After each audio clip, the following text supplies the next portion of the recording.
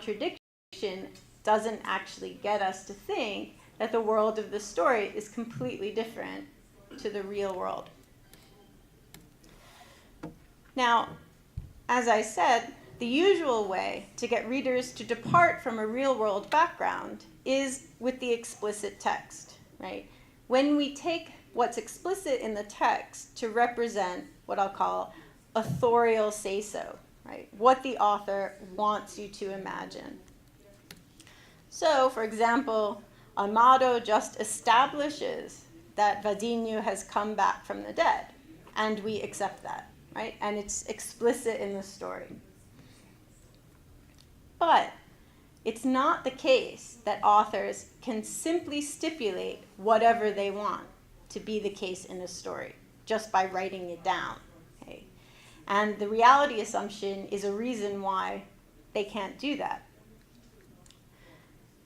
The issue is that readers can reject certain stipulations because the story simply doesn't provide sufficient reason to override the reality assumption in a certain domain. So there's a substantial discussion in analytic philosophy about moral and conceptual truths in fiction. So suppose that you have a story, this is a standard kind of example, suppose you have a story in which a bunch of characters are searching for various things on a list. They're hunting around in order to win a prize. And one of the things that they have to find is an oval. And one of the characters finds a maple leaf, which is depicted here on the slide, and announces, "Oh, good, we found the oval." And they run off and claim their prize. And the thought here is that an author cannot simply stipulate that a maple leaf is shaped like an oval. There's another kind of case where someone has a story where someone stipulates that a chair and a table are a fork and a knife. And the thought is that we won't accept that in the story because we can't make sense, right? We can't make sense of the idea that a five-fingered maple leaf is an oval or something that looks like a chair and a table is a fork and a knife. It just doesn't make sense. So we reject it.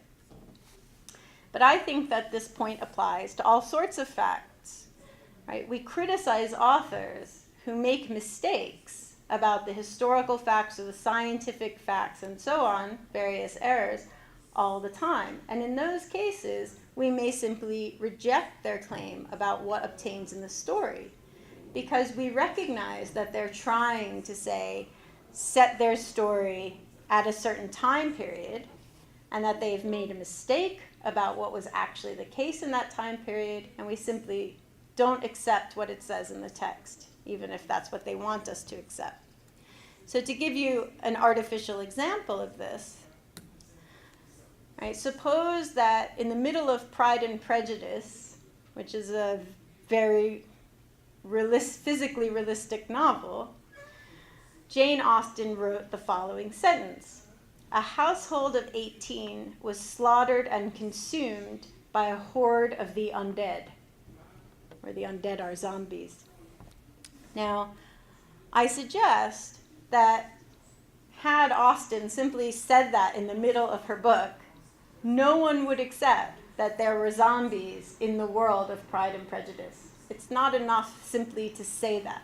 Okay? It's not enough to simply stipulate it, given our default assumption that the novel is physically realistic, given everything that we've read.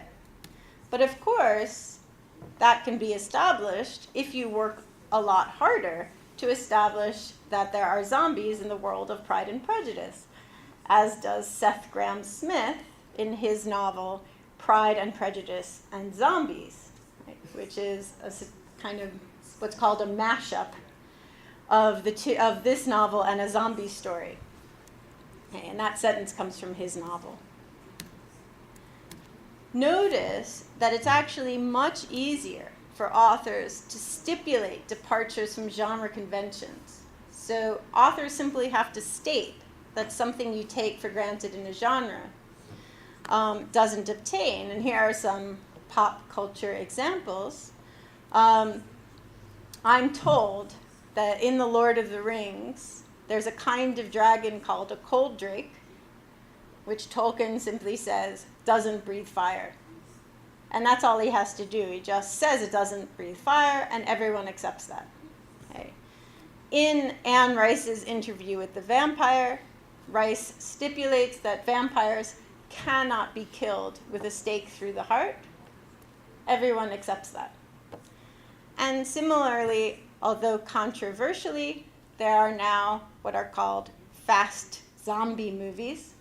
Even though in the past zombies were always slow, there are now fast zombies. How do you stipulate that there are fast zombies? You just say so, or you show them fast. Nobody says those aren't zombies. Right? This is by contrast with cases where authors try to stipulate something that isn't true when the rest of what they've done seems to support the assumption that they're being realistic for that domain. So I think that the reality assumption is actually a much stronger constraint on authorial creativity than something like genre conventions, which authors can typically change simply by stipulation. All right, so in conclusion, I want to say that because of the reality assumption, authors face a significant challenge if they want to create a story world that departs radically from the real world. Mere stipulation is just not enough, even though it seems usually to be sufficient to establish story truths. But I don't think we should view this as a problem. It's not a negative fact about authorial creativity. Rather, it's our shared background and assumptions about literature being part of the world that is the framework within which authors' creativity is exercised. And it's generally the case that creativity is best exercised or most impressively exercised in the arts when there are constraints. I think, as I've said, that the reality assumption and its role here reflects the fact that fictions are ultimately about the real world, which is why they matter to us. Thank you.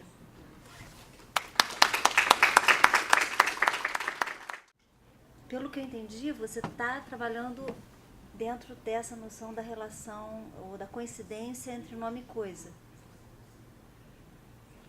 que é uma questão fundamental da filosofia e da ontologia, no certo sentido. Estou errado? I'm not sure.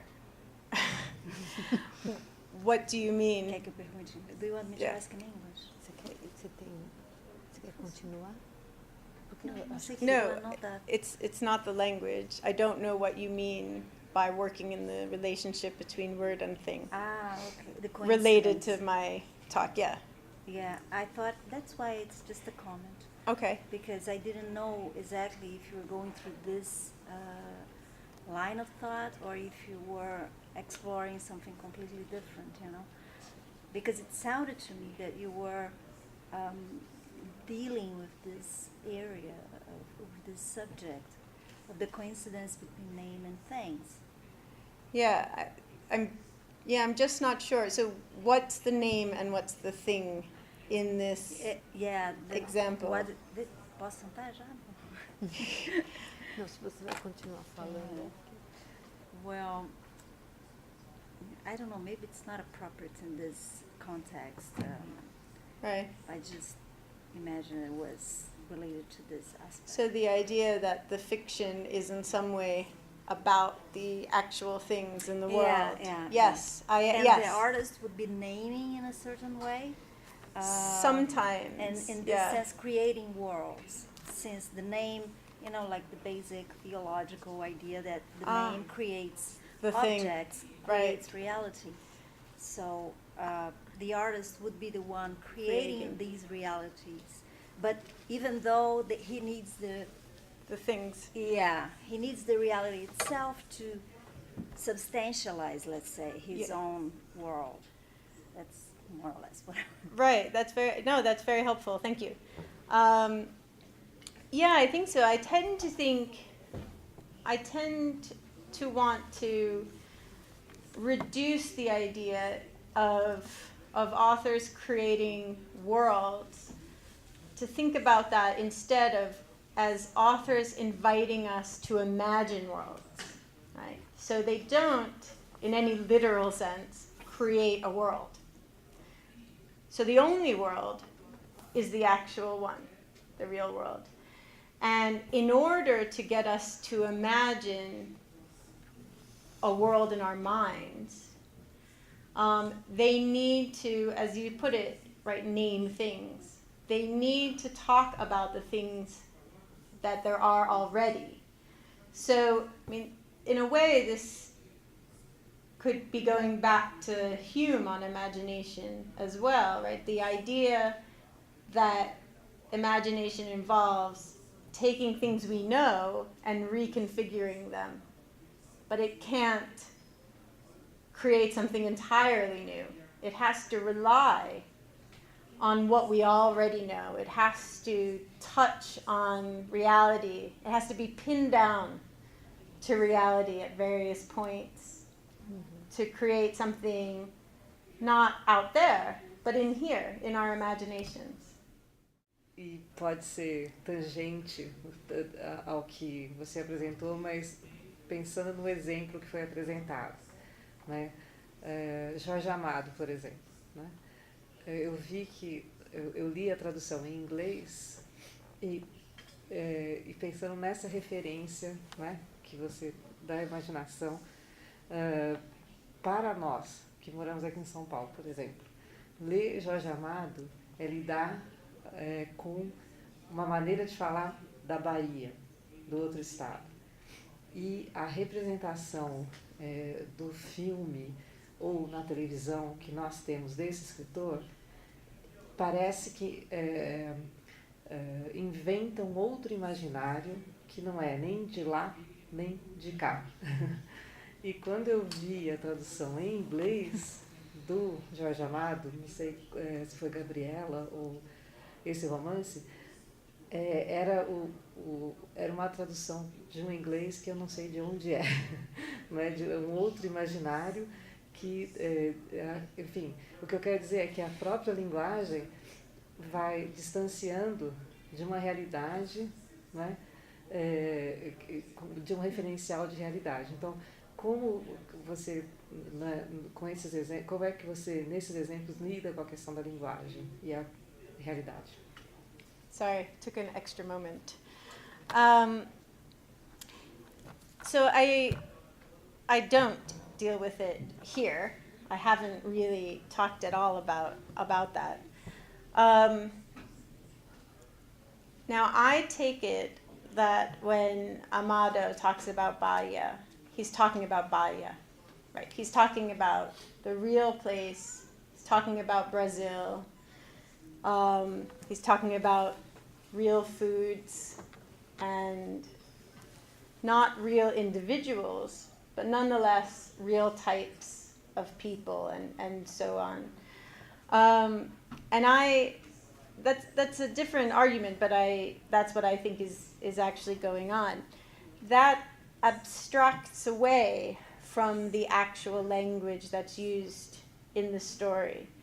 And when you read something in translation, you get a very different feel for it. And then if you see an adaptation that's a movie, it can be completely different, right? So very often people are disappointed by movies of books that they love because they imagined it differently to the way that the filmmaker presents it, right? And I haven't really said anything about that because I'm focused on probably the things that are most likely to be in common between the translation and the original, right? The kind of, here's what's going on. But that completely misses all the subtleties and nuances of the language. The way that can come in is if you're reading this particularly if you're reading this in the original and you know something about the places, and say Amado got the expressions wrong. He got the way people talk wrong, right? Which does happen in authors who don't know really what they're writing about. That's something where the reality assumption kicks in. You have set this in a real place, I assume, if you haven't given me some reason otherwise, that people talk the way that they do, that people eat the way that they do, and so on. And so when an author gets those things wrong, we criticize them, right? We don't accept it. You're mistaken about what it's like there. And so that's one way that those nuances can enter into thinking about the reality when an author is trying to do that. Sometimes an author's style is itself very experimental and departs, right? It can be one of the ways you depart from reality. You're inventing a new way of speaking, say A Clockwork Orange, right? Which is written in a kind of pseudo language on purpose because it's supposed to, in this way, depart dramatically from the real world. But notice how different that is from stories that are set in places where people are supposed to be talking the way that they do, and the style reflects that. So I think that's how it might enter in. Já que estamos falando de impulso criativo, eu queria saber como é possível, a partir disso que você falou, inovar. Como criar algo totalmente diferente se, na verdade, todas as coisas que imaginamos já existem, mesmo que parcialmente, e se isso vai ficando cada vez mais difícil com o passar do tempo. As I said briefly at the end, I think that creativity in general is something that operates in constraints of certain kinds.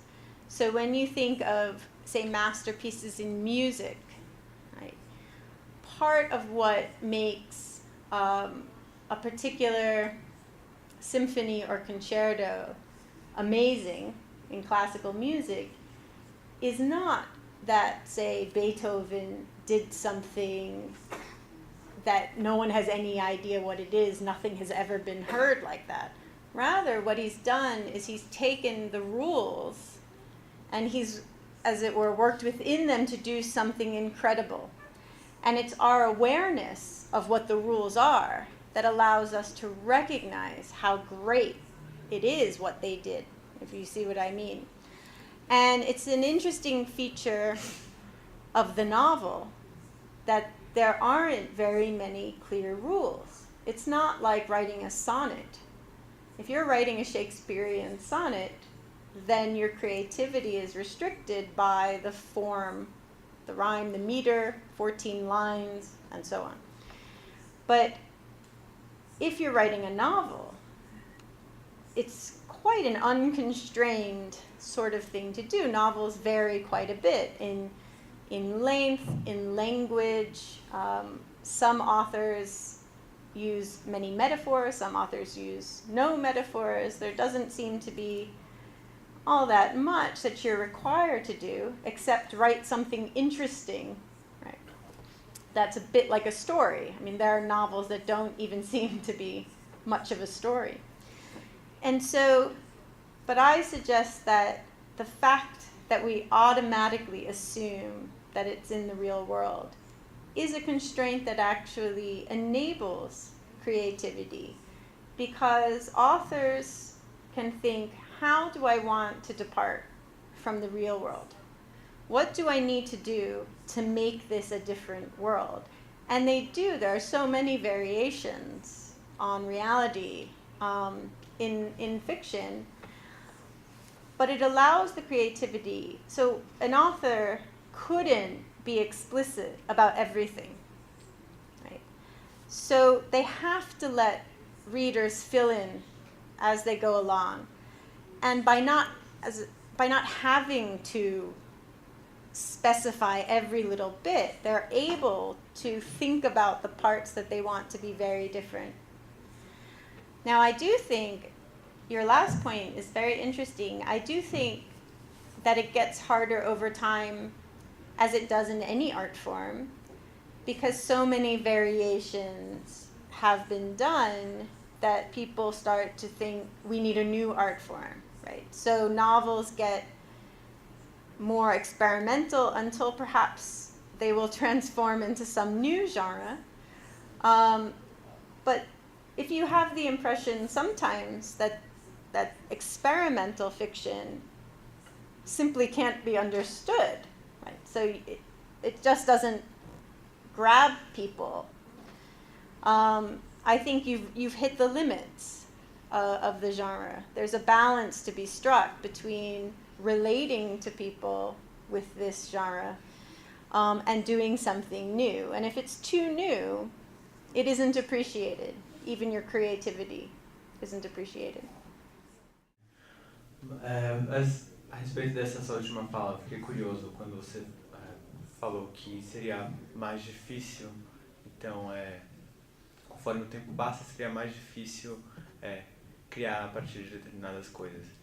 E eu fiquei curioso, por que seria mais difícil? Você acha que haveria uma ideia de acumulação de coisas, assim, que você acumula e que se torna mais difícil porque você acumula conhecimento ou realidades, como se as realidades pudessem ser esgotadas, ou coisas do tipo. Eu fico me perguntando, por que seria mais difícil? I think it becomes more difficult because authors feel that a lot of the variations that are possible have been done. It's not that you can't create a new world. I can create a new world by simply saying, imagine a green alien. His name is George. He did this. And now I've created a world that didn't exist before, right? I've asked you to imagine something that hasn't happened. But it's going to seem familiar and boring because there is not a new style or some new structure or a new way in which the world is departed. This world I'm imagining is supposed to depart from the real world. So there's a point at which, even though you can keep writing fictions and making new stories, the stories are very familiar, right? So after you've seen your 8th romantic film or your 80th action film, you might feel that the genre has been exhausted. And then someone comes along and reinvents the genre, right? They do something that hasn't been done, and they change it. They change the rules. So the thought is that what can happen over time, even with something like the novel, which is very unconstrained, is that authors will feel that they're not challenged enough. They have to reinvent the genre instead of trying to work out all the variations within the genre. And I don't know what might come next, right? The novel hasn't always existed as a form.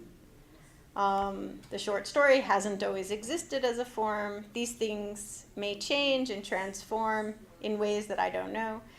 But the thought was just that the usual thing is that artists can find a genre to have been exhausted in certain ways, and they feel the rules need to be changed.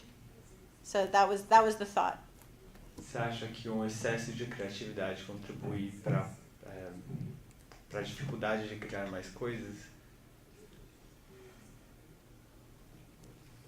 What do you mean? What do you mean by an excess of creativity? Se você cria demais dentro de gênero, Genre? Você cria demais dentro de gênero, em uma medida você dificulta novos histórias de surgirem a partir daí. Em uma medida, criatividade excessiva, considerando gênero, limita a criatividade possível depois para aquele mesmo gênero. A criatividade, enfim, não como expansão, mas como um desafio, na verdade, para os próximos livros. Yeah, if you have a very fruitful genre, a genre where people are doing very interesting things, the more interesting things they do, it may be that the less opportunity there is for you to do something interesting. That's possible. I mean, I'm kind of inclined to think that there's always some other variation, but there is a point at which I think artists feel that something has been done. It's been exhausted, and it's time to try something radically different instead of trying to be creative within a particular genre or form. They want to break out of it and rebel against it. And it may well be, as you say, that that's because so much has been done. And it may be chance that they feel that they've come too late. Right? So it's very difficult for people now to write an original and groundbreaking minuet, which was a form that people in the 17th, 18th century wrote a great deal of music. In the minuet form, it's a particular dance.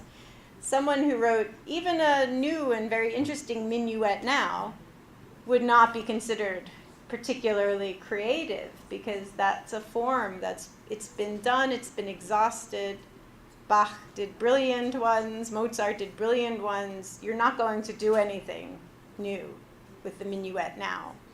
And so you just might be too late, right? Because the really creative geniuses have already done it, perhaps. So my question is about,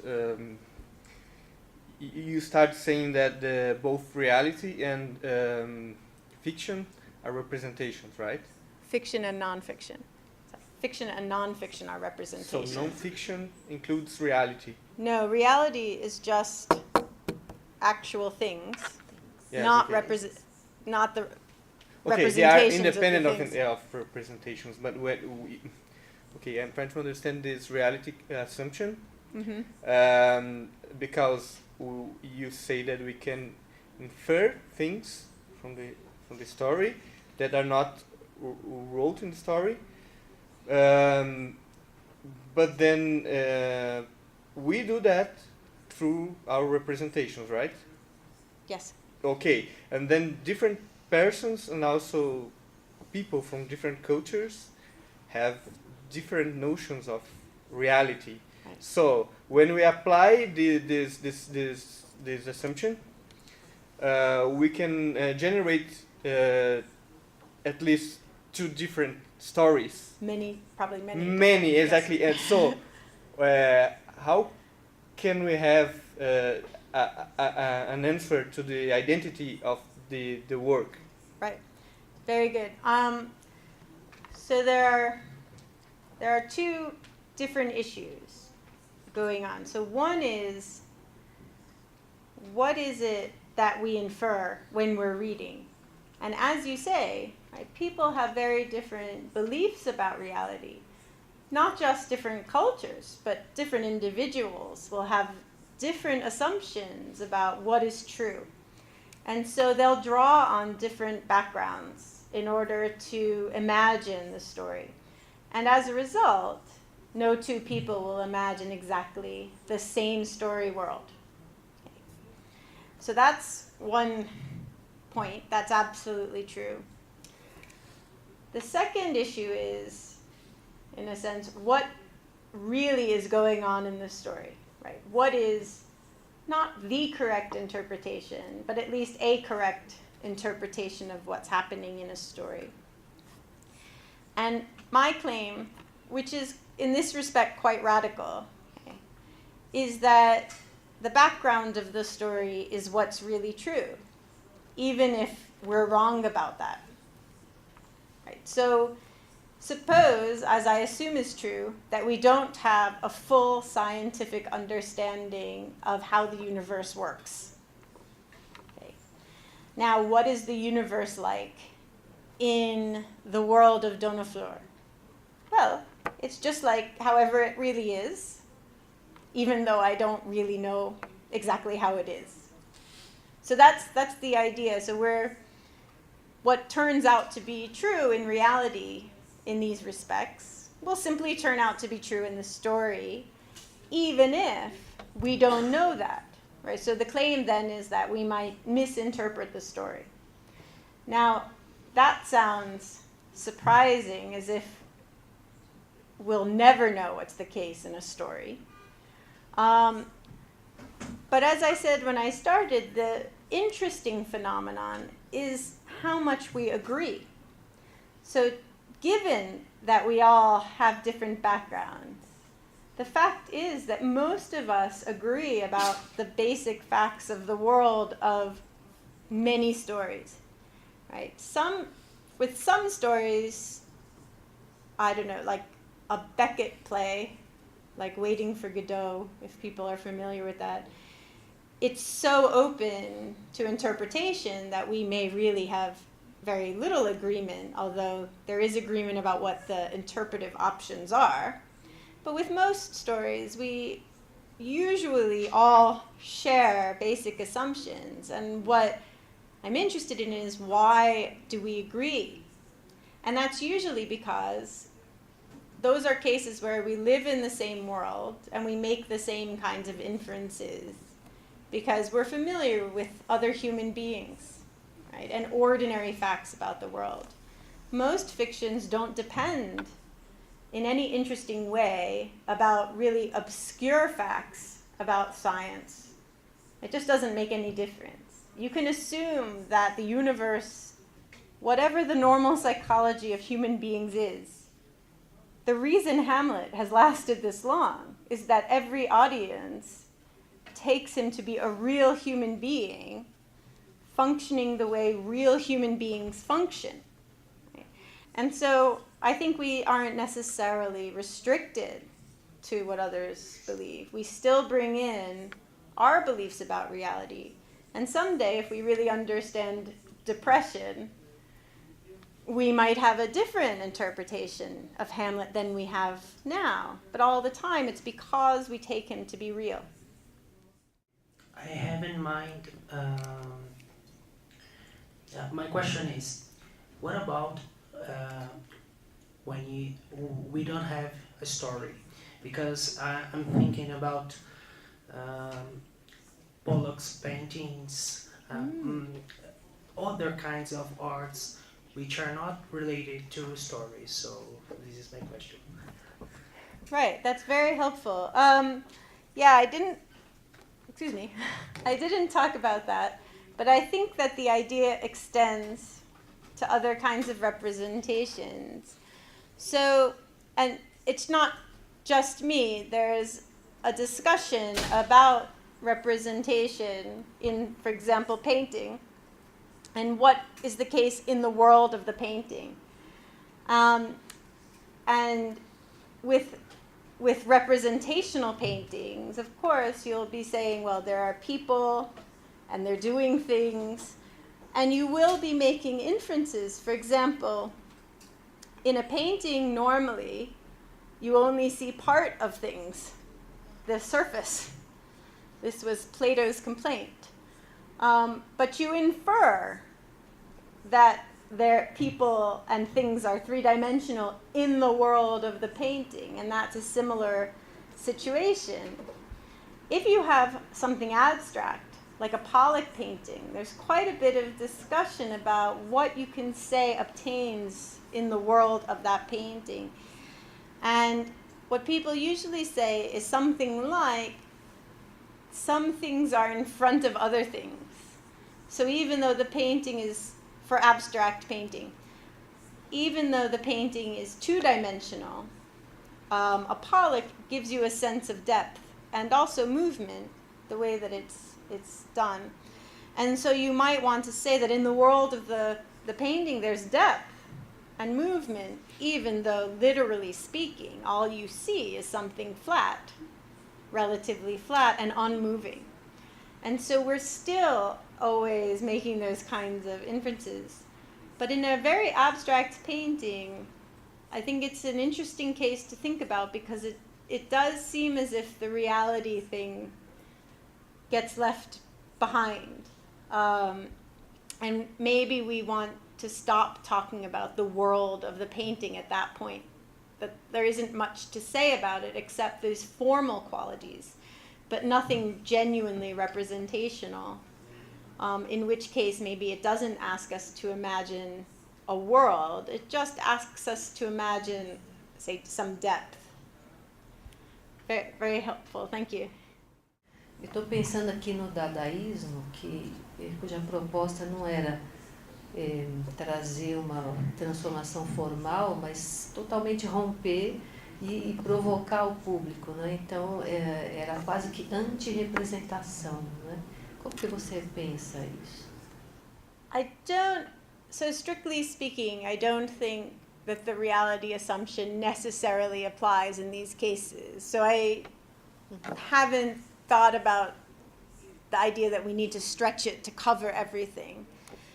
Nonetheless, I think it is interesting that when you see Dadaist work or Surrealist work, you often can't help but recognize things in it and try to connect it up with what you know. I mean, it's a natural way of responding. And of course, as you say, the point was to stop us from doing that.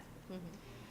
And I would suggest that that effort is probably never completely successful, at least not in the works that we feel like we can engage with.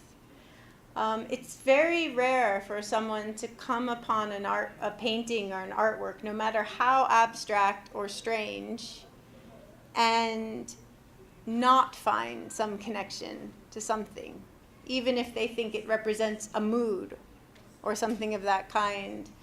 It is our natural tendency. I don't know that I want to conclude that something like Dadaism is doomed to failure inevitably.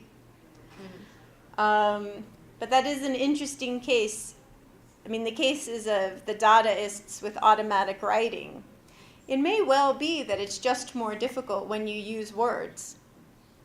Going back to the first question about words and things, it might be something about the medium as well, right? So when you use words, in order to understand the meaning of the word, you have to know what in the world corresponds to that word.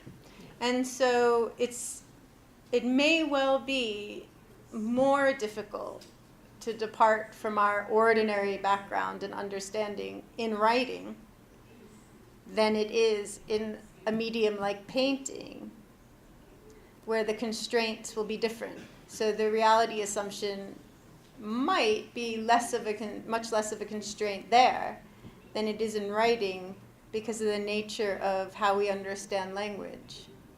I haven't thought that much about it, but it is a very interesting difference to think about. Muito obrigada, Stacy, pela conferência. Acho que podemos terminar e convido a todos a estarem presentes aqui amanhã. Boa noite.